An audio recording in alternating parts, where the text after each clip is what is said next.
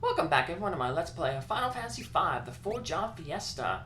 A few episodes ago we were told that a mysterious village appears in the forest to the west of Crescent, but we didn't know what forest, but thanks to visiting the dwarves in the last episode, the ones that were living under the sea, we know exactly what forest to go to, so we head into that forest, and it looks like we're getting into a random encounter, but instead we're taken to this village right here. We can buy a lot of expensive stuff, basically like best armors. There's going to be two of each type of shop. So we have the two item shops here. We're going to have two weapon shops, two armor shops, and two magic shops. There's also a challenge that we'll pick up, and one piece of treasure, and a black chocobo. That'll be important to get to a few dungeons. This town flows suspended in the cleft of dimension, the town of Mirage. Let's talk with all the people and get some clues. You could speak to us if we return to the real world. Inside the cleft of dimension, time in this town stops. I saw it 1,000 years ago. The world was split in two, and the town was sucked in. The Phoenix Tower that stands in the desert. It is said that the dragon that dies there will return as a phoenix. And the Phoenix Tower we can only reach by the black chocobo, because it's surrounded by desert. And airship can't land in the desert. There's one little space of forest that we can land into. That'll let us walk to both the Phoenix Tower and the Northern Mountain, where Bahamut is said to be waiting for us. The second armor shop sells those rings that were available back in history. We're only going to. They're still really expensive, so they're really hard for us to buy. And we're going to buy, besides the ring, we're going to buy 3 of these running shoes. They cast auto haste. They put all your characters in the haste mode, which means they act twice as fast. We'll get a 4th one for free later. And our samurai always goes first because of the Mazmune, so they'll go slow on subsequent turns, but still, most battles don't last too long. So we're only going to need those, we're only going to need 3. So, and then the other money we're going to spend on 3 of those core rings. They're going to be important for an upcoming boss battle and for one of the super boss battles. So, we just want to grab 3 of them, because we'll get a 4th one for free in a future dungeon. So, there's some wizard named Inu trying to make the power of the void his, and his body was sucked into the void. Keep that in mind for the end of the game. Let's give everybody but our samurai their running shoes, so now they'll act twice as fast in battle. They'll also have that like little red glow. Haste shoes obviously aren't as important if you have a time mage and can cast the haste spell and give everybody that haste thing, but it's the only way we're going to get hasted in this playthrough, so because we don't have access to the time mage. Alright. So let's basically clear out this side of the town. Oh, we got the magic shop there. A strange bird has wandered here. We saw a little peek of it over there to the left. I said earlier it's a black chocobo. We go back this way, we get to secret, has most of the level 8 spells for time, black, and white magic. Here's the black chocobo. And then this first magic shop basically sells spells that we can't really find anymore, because they were like special little mini spells. Like the summon spells here, they were in Warris, but Warris got pulled into the Cleft of Dimension. The other ones were like the mini spell we got from doing that little side quest in the catapult with that frog, looking around all the notebooks. Then the Toad was in history. That town got sucked into the Cleft of Dimension, walking around the flower beds. So a lot of the spells, Float was in Gallup's Castle, Ball Castle. So yeah, a lot of places were just like, to go out of your way to get those spells. So now you can find them here. So if you're a completionist, you can still get those spells. A town disappears every 1,000 years with an illusion. There's a back door there. The wall of the Phoenix Tower conceals both monsters and stairs. Why does the floor of town start in this town? Is the void once again appearing in the real world? Yep, it is. So yeah, we'll eventually get to this town while in the Cleft of Dimension. And we'll notice when we go into the cleft dimension, like that guy said, time is stopped there, so we won't be able to interact with these people. I'll just be standing around frozen. I have a gift for you, but not for free. I know. Take a trip around the world in a chocobo, and they'll give it to you. So he's challenged us. So we're going to have to come back to this town a little later, after we do that little challenge. We just have a few more things to do here. I'm sure there's a piano somewhere in this town, but it's so long, no one's been here around to play it. So we get a free heal here. That'll be good when we actually come through this area again during the cleft dimension. Each of them in this town has 2 salesmen. We saw that. And this area, this door we can't get into, and that's because it leads further into the cleft dimension, so we have to wait until we're actually in the cleft dimension to use that door, but we'll remember for later on. We go this back way, we get to the second weapon cellar.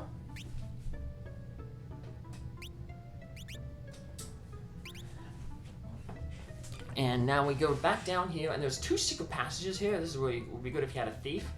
But if we head to the left here, that staircase leads to the black chocobo, but before we go see him, we're gonna go play this last piano.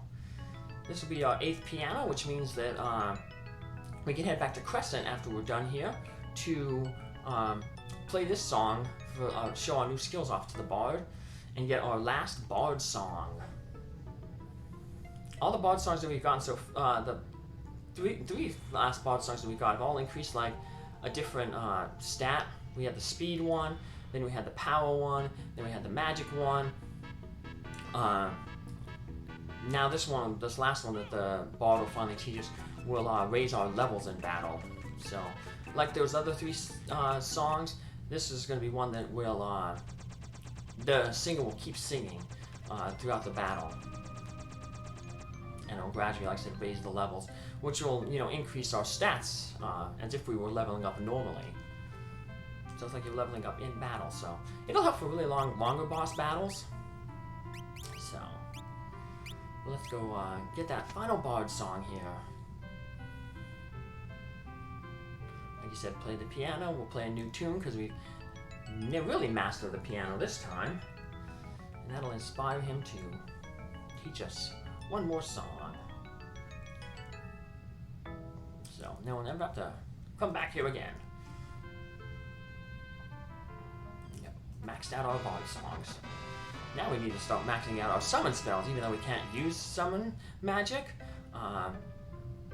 But we'll be getting some summons here.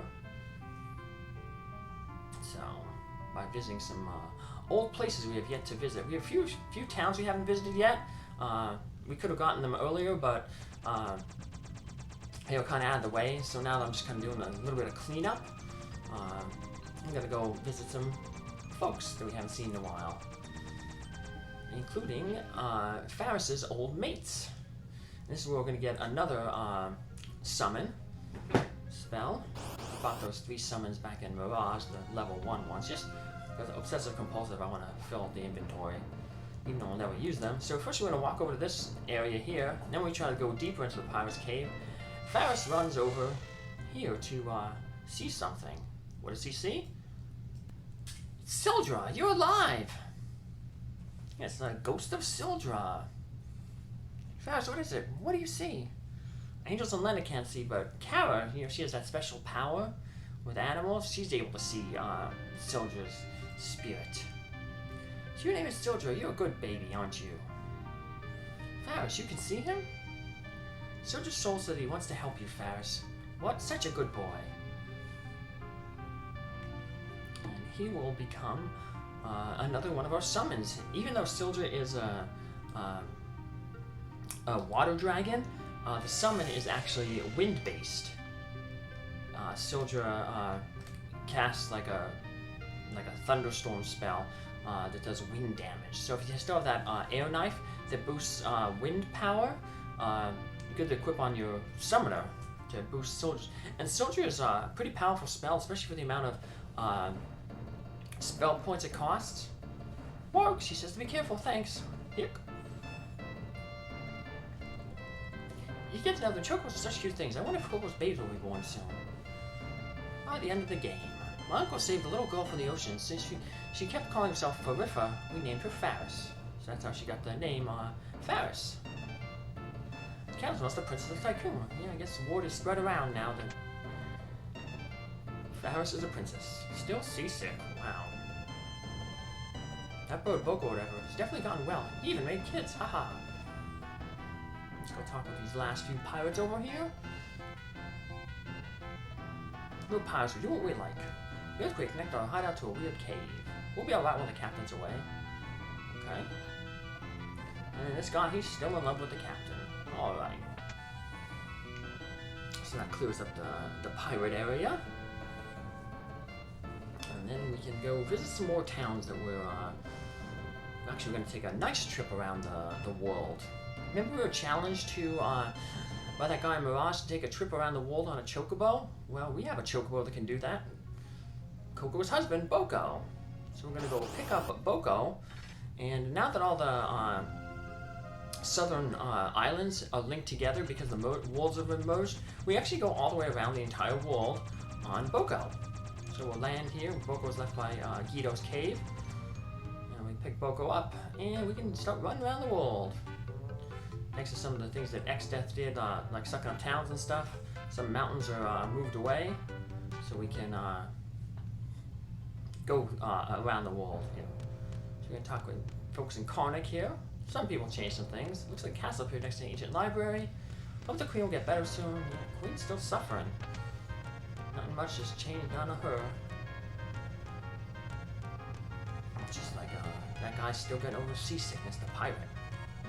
Queen's still getting over her possession. The guards are still keeping. Please go away. Queen keeps having nightmares. How can anything escape from the castle? The queen was rescued from the steamship, but she's injured. And heal spell. That was another one that we could have, I think, got at Mirage there. That was an exploding castle. Let's see what these folks. Seems that they've discovered something at the ancient library. Yep, the new, got the book together. This guy's still talking about that Dome Chimera. A lot of the pub people have some hints that we could have used earlier, but they're not essential tips, hints, so. I could have came back here all the way, back when we first got to the ancient castle. Well, not the ancient library. These people talk about the dwarves, well, we know they definitely exist because we just saw some. They live under the sea. Now they're making a tunnel all the way under the world, at least one of them is. Yeah, still. The whole world has been re-merged and changed, and that guy's still worried about weapon prices. And it feels the world has changed because it has changed. And we're about to see a lot of that change as we run around the entire world on Boko here. Look. Let's start running around here. Well, it's going to take a little bit of a side trip while we're doing this. Remember the dwarves talked about that magic lamp? The magic lamp summons all the summoned monsters, even if you don't have them, from the top. So it starts with Bahamut, and then it works its way down, all the way down to the first summon, the Chocobo summon. There's Kelp Village, we'll stop in that one later. There's Ball Castle, we'll have to stop there later too. And then if you keep using it enough, then it just like pitters out. It summons an egg, and that does nothing. But if you want to recharge it, all you have to do is just go back to where you find it. Now you find it at the top of Istory Falls. You don't really get a clue as to where it actually is, but I'm gonna point it out there. Like I said, we get there, and if you just return back to there, dip it in the water again, it'll recharge back to its full status, so we can use the. Sometimes some of the summons are pretty useful. Like when we fight Bahamut, one thing we can do is get the magic lamp to the point where it uses the Carbuncle spell. And Carbuncle casts Reflect on everybody in your party, and that bounces back Bahamut's as a Mega Flare breath. But we'll deal with that a different way. There is tool. This is where we're going to take our little detour. We don't have to go this way to fulfill that challenge that the guy made us in Mirage to go all around the world. But we want to go this way because we want to get to the top of History Falls, and that's where we're going to find the magic lamp. So we just follow the river, keep staying at the top river, and eventually, when we step in the middle of History Falls here, we're teleported to this area, and we just take one step down, press A, and we obtain the magic lamp, and that's the same place we're going to go if you come back here to recharge the lamp. Just step there, press A again, and it'll say like, lamp has been recharged. So, maybe I'll show it off. I know I showed it off in the last, or Princess Sarissa showed it off in the last Four Job Fiesta. So, alrighty, let's keep heading this way. There's Regal. And here's the castle. We can get 3 more legendary weapons, but there's no point because we're not going to use any of those legendary weapons, so we'll just make one final trip to the legendary weapons. And look, we've successfully navigated the entire world on the back of a chocobo. So challenge complete. Let's go back to Mirage and see what prize that guy is going to give us. Oh, we're going to get ambushed as soon as we land our airship. So we just walk around in the forest. Once we get the random encounter, we'll pull back into Mirage. Remember that guy was in the back area of the pub. So we go to the back door of the pub. And we head down that staircase and talk with that guy. And he's like, I don't know how he knows this, but he knows that we have gone around the entire world in Chocobo. I really think you take a trip around the world in Chocobo. Take this, and the Mirage Vest. Basically what that does is you equip it on character, and it gives them the image spell automatically on them. So they start the battle with 2 images on them. So the first 2 physical attacks that are made against them will miss. So that's a pretty decent armor. You know, it's a light armor, so pretty much every character class can use it.